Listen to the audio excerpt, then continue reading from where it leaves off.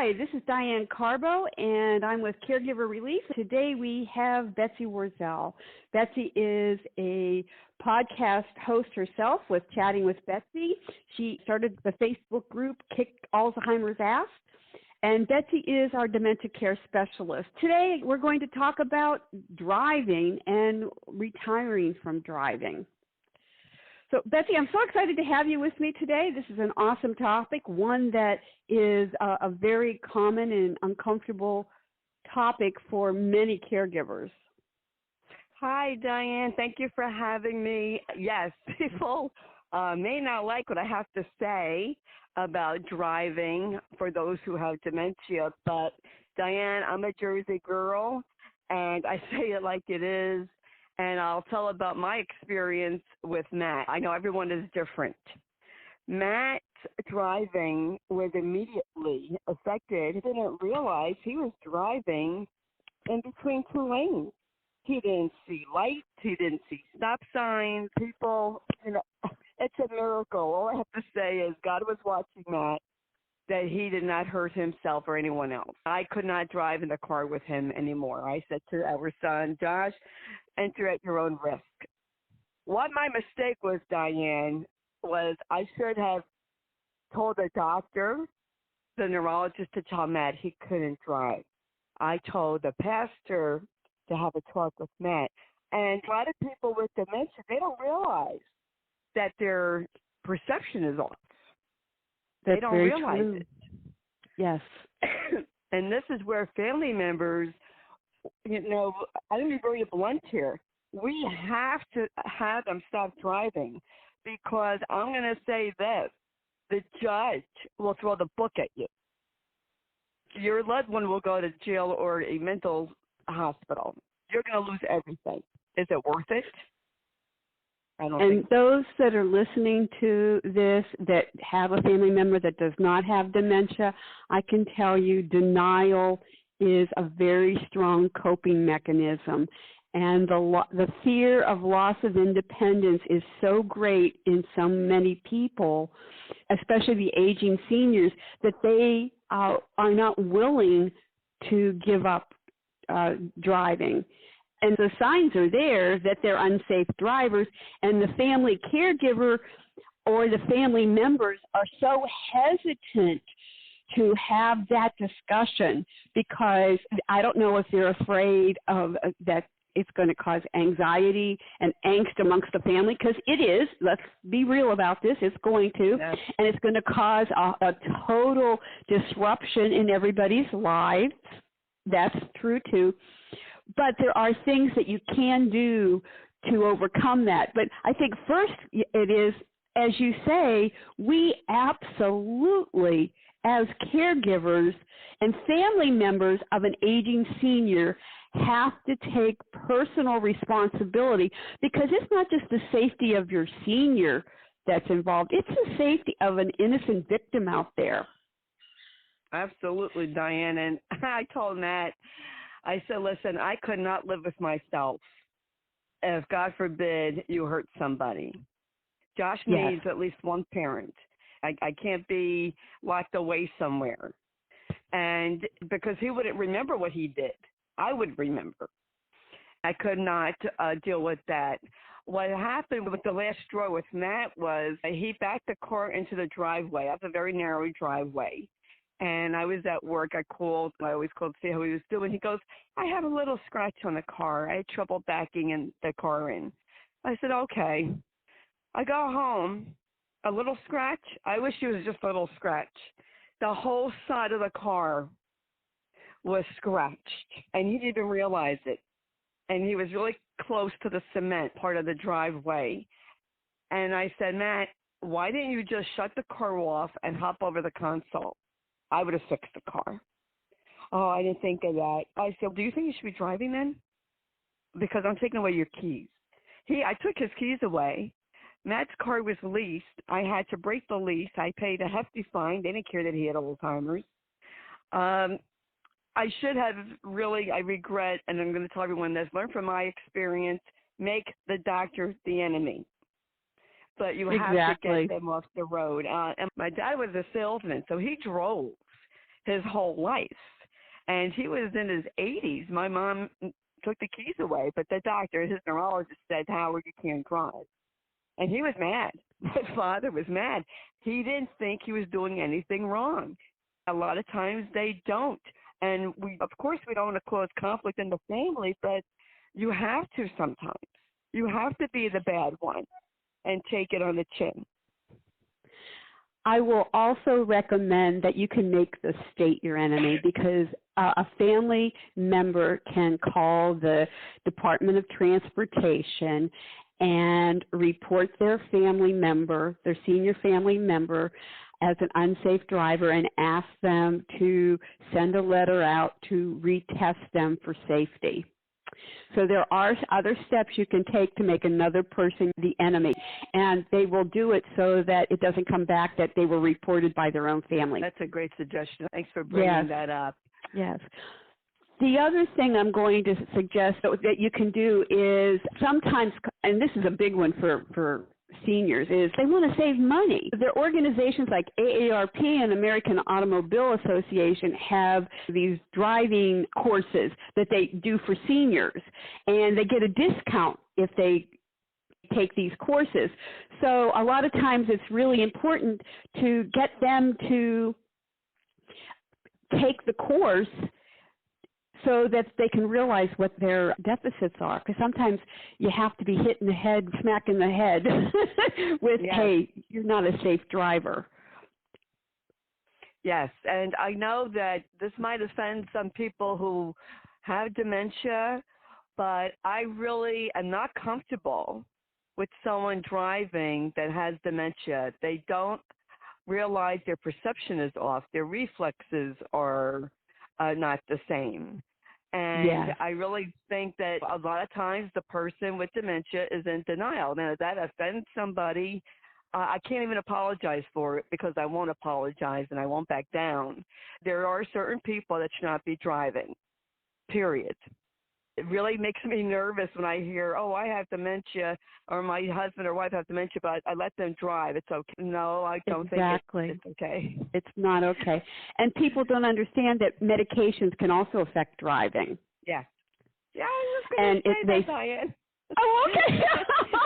We're on the same page. Oh, Betsy, you are my soul sister. You absolutely are. We're so much alike in so many ways. Medications have a negative impact on driving, and I think it's important that seniors and their family members go over medications to see if there's something that is going to affect them, not just their mental status, but their physical ability to drive. I know I'm a person who has chronic pain.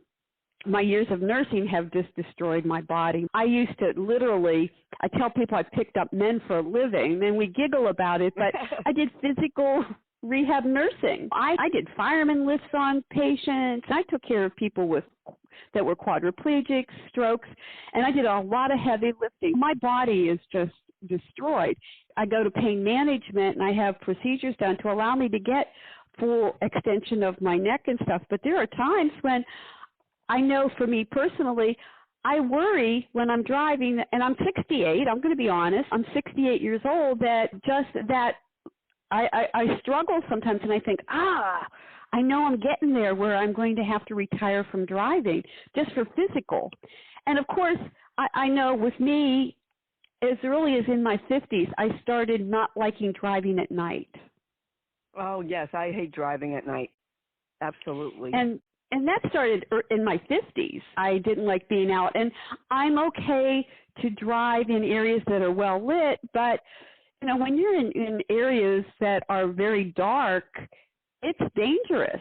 It's very uncomfortable for me. So I avoid driving at night. And that's important. Number one, that's responsible.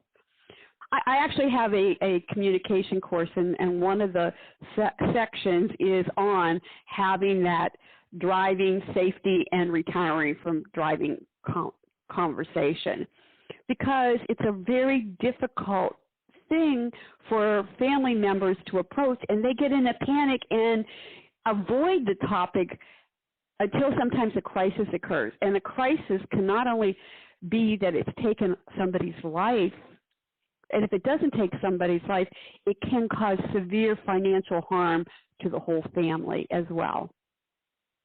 Yes. And there's times when my mom, she said to me, oh, your dad got lost. He forgot how to go somewhere. He went, in the wrong direction. I said, and you don't think that's a problem? That's a problem. Yeah. Get the keys away from him. Oh, he'll be mad. Who cares? You need to take his keys away. And Matt was furious with me. Matt didn't talk to me for 4 days when I said I took his keys away, and it broke my heart when they took the car away. I couldn't afford to keep 2 cars. And it is sad for the individual because it is a loss of independence. It's another skill that they lost. There's no question. It is sad. And it is frustrating for them. But you can't have someone drive who is not fully 100% capable. I know 63. I've always had trouble driving at night. I'm severely nearsighted. My eye doctor says severely nearsighted people do have trouble driving at night. And you talked about medication and pain, Diane. Well, I suffer from migraines. And sometimes when I get my ocular migraine, I can't see. I feel like I'm bombed. Like I can't see straight. And I don't like driving. I drive maybe 3 miles, and I don't even like that. I'm not a driver. I never liked driving. You just have to know when to give it up. But there are those with dementia who don't know when to give it up. There's even seniors without dementia who don't know when to give it up due to maybe they have an eye problem or their reflexes. You just get slower. That's a fact. And the other thing with hearing makes it harder to notice horns, sirens, or even noises coming from your own car. One of the things that I have an issue with is so many seniors don't care if they don't hear, or they go out and I know this for a fact because I've seen it so many times, the senior that goes out and gets the hearing aids and doesn't wear them because it makes them appear like they're old. Yeah. Vanity. yes. And it's vanity. I can't tell you how many times vanity has gotten in the way of healthy aging. It's very sad. But the other thing people need to do is when they're having hearing problems, they need to keep the inside of the car very quiet. A lot of them want to play the music or have a conversation with somebody, and it's just not possible. And with dementia, it even takes it to another level. Yes. I'm even concerned. My mom is 91, and she's still driving. Not far, but I'm concerned about her driving. She's had some issues lately. They just don't want to give up that last straw, I call it, of independence, and I understand that. And people have to realize also, Diane, you can't reason sometimes with someone who has dementia. They don't have the reasoning capability. They just don't have it. And you could try, depending on every individual is different. Matt did not realize he was driving in between 2 lanes. They even took the forklift. He used to drive a forklift at work. They took that away from him. I wish they would have told me, but they took that away from him because they couldn't trust him to be safe. So that was a forklift. So what does that tell you? Nobody wants to be the bad person, but sometimes you really do have to have that conversation. Nobody likes to have that conversation. These are conversations, Diane, that you and I know are very important to have. A long placement, which is a topic for another show, and preparing yourself for a long-term care or your wishes at the end of life. These are important conversations that have to occur. The most important goal is safety first. Absolutely. I think that people, even in the early stages of dementia, or people that have a diagnosis of mild cognitive impairment, need to understand that safety is important. While you may still be able to drive safely in certain conditions, family members and the person with the the dementia or the mild cognitive impairment must realize that decision-making skills worsen and memory worsens, and they need to be aware that they may not even be able to react quickly when faced with a surprise on the road. And somebody could get hurt or killed. So the person's reaction time or ability to focus slows. You just got to keep them stopping for driving. I think family members have to decide early on to address the issue, have the conversation, and have it an ongoing conversation. Absolutely. I agree 100%. I also want to bring up, Diane, when someone with dementia, they're driving and there's a detour, but they know what to do without getting lost. I know I have no sense of direction myself. I don't have to call my son if I'm lost. I don't have dementia. I just never had a sense of direction. So there's a detour. I know I get, confused and forget it if it's at night. But would they know what to do? Would they know what to do if a police officer has their siren and pulls them over? You hear about people getting lost and being hundreds of miles away from home. This is dangerous. This is really dangerous. My father-in-law, I didn't realize this when my father-in-law had it, but my father-in-law had alcohol-related dementia. And he was driving the wrong way down a street and was stopped by a police officer. I said to my mother-in-law, well, do you think Dad should be driving? He needs to stop. But I didn't realize it was dementia at that time. This was the early 80s, and I didn't know anything about dementia. It's really dangerous. Another thing to consider, Diane, is sometimes a person with dementia might act like they're on drugs, and they're not. Exactly. So it's tough, and I really want to recommend for people here where I live, we have a Safe and Sound program. You can register with the police department. Get your loved one registered with the police department if it's available in your area, or suggest it, because if they go into a database and if they're pulled over or they're lost, the information is there. The police officers will know that they have a mental disability or they have dementia or whatever. I highly recommend that. That's a good point. I think that family members don't think of those things, and I think that especially with a person for dementia, the Safe and Sound program is available in a lot of areas right now. I know we have one here in Myrtle Beach, and it's important because people do get lost, they do get forgetful, and family members wait way too long sometimes to address the issues, and they do crisis management. Sometimes there's a tragic result because of that lack of being proactive and addressing the issues early on.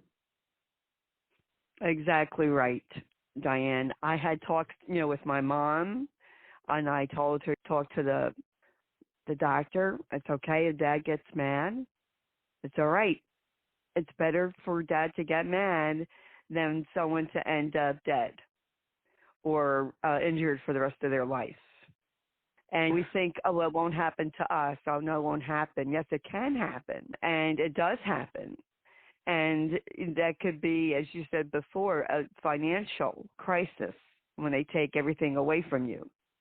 And I'll ask the audience this. Ask yourself, can you live with yourself?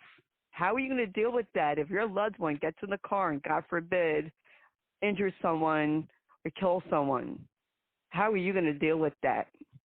Then you have to have these discussions. Just think about that. How are you going to deal with that? Because that really got me to lay the law. One of the things I'm going to bring up is that you can call your family member's doctor and ask them to have the American Occupational Therapy Association has driving specialists, and ask the doctor to recommend that your family member be tested for their driving skills. Again, it's a way to get around when these family members are being hesitant to have the discussion. The caregivers are in denial themselves sometimes, or the family members are in denial. Say, hey, call the doctor and say, would you recommend when you see mom or dad the next time, someone who can test their driving skills so that we know what's going on with them. That is a way to open up the conversation as well, as if the doctor recommends it versus you. Of course, there may be fees associated with this type of assessment, but it's worth it to pay ahead versus being traumatized by a death or an accident that causes terrible financial and medical issues for the family or another innocent victim as well. Yes, that's a great idea. Thanks for bringing that up. Now that you mentioned that, my son was evaluated for driving. My son has cognitive disabilities, and that was in the local hospital, and I don't remember if I paid out of pocket, but I may not have it because Josh is on Medicare, Medicaid, so that might have been covered just to assess if he could really drive. But he knows himself that he couldn't. The therapist said that it's possible that he could, but he would really have to work on it. But he couldn't do it, and he couldn't pass the written test. You really have to take in the situation, and we don't want to put people on a guilt trip, Diane, but, we're telling the truth. We're trying to prevent tragedies and trying to present the reality of what can happen if we don't face reality. Denial doesn't get you anywhere. You really have to get your head out of the sand and see the situation, even though you don't want to. Of course we don't want to. We don't want to realize our loved ones are having a difficulty in driving or daily living skills. Well, folks, if your loved one has dementia, it's going to happen. They lose their skills. This is reality. They don't get better. They deteriorate until they die. Now, that might sound harsh, but you know what? I've lived it. I've seen it up close, and I know what I'm talking about.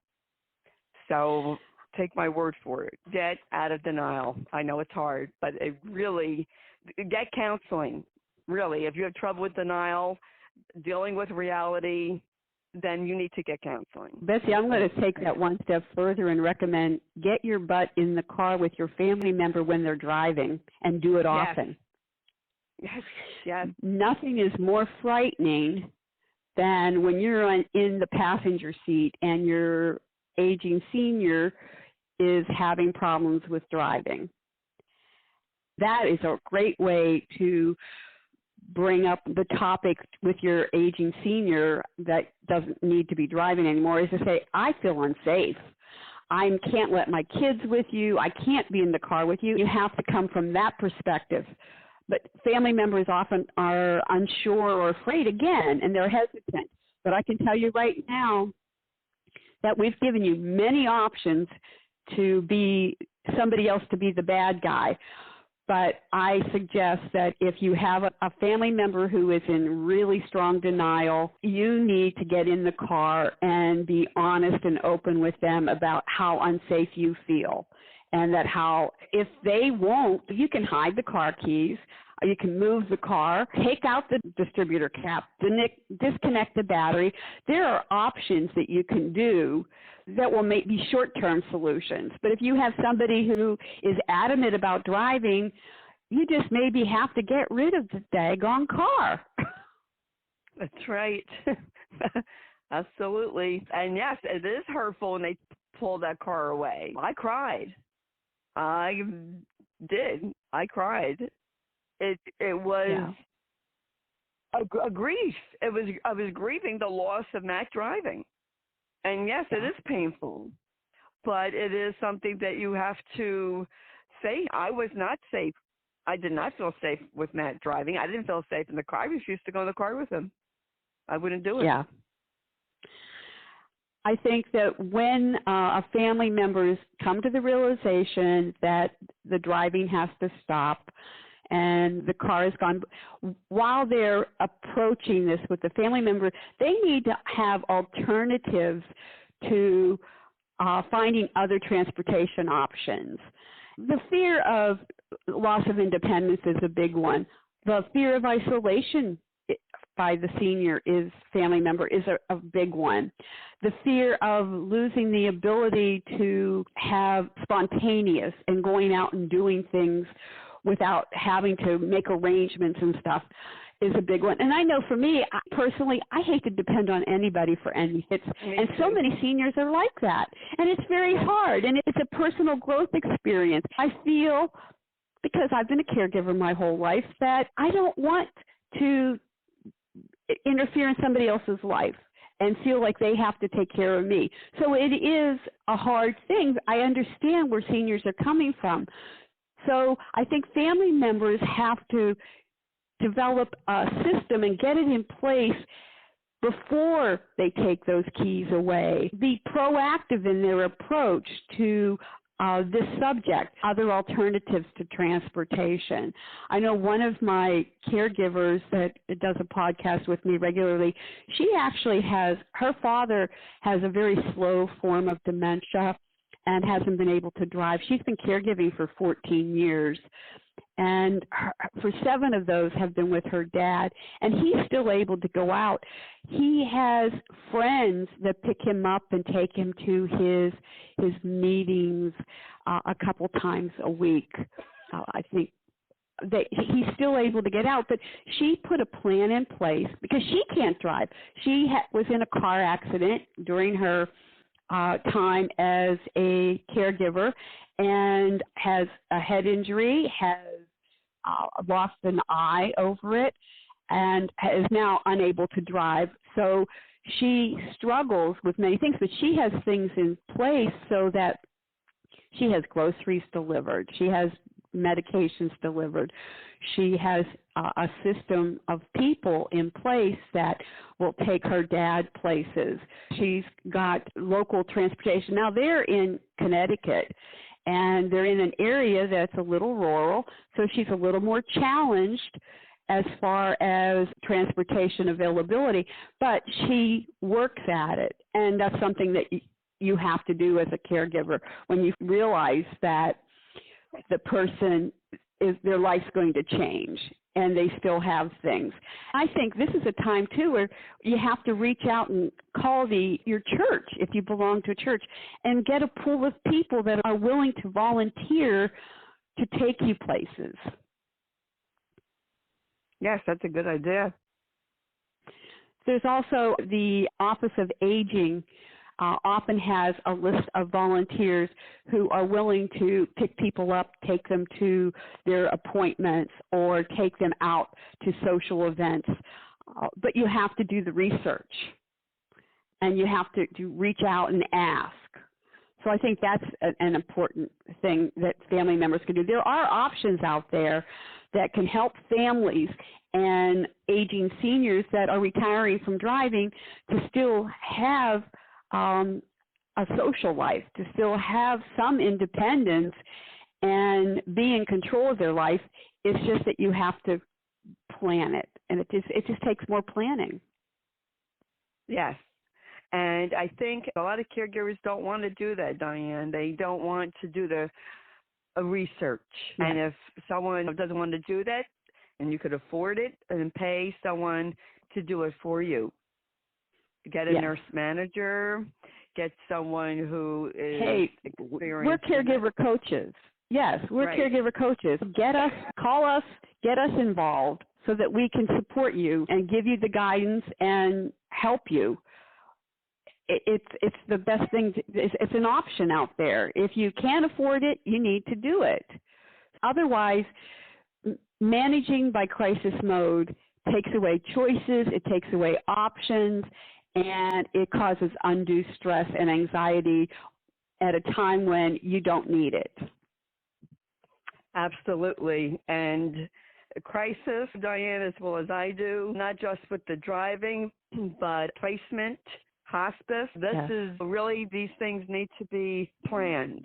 And I speak from experience. So that's why I like to share my experience so that others don't make the same mistakes that I made. Because I wish I had someone like you, Diane, to help me. I wish I knew about you.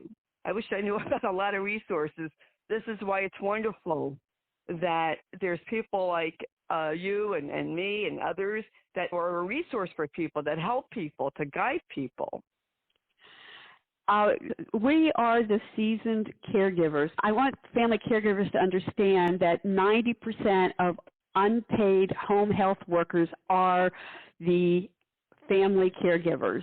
They are unprepared and uneducated as far as healthcare concerns.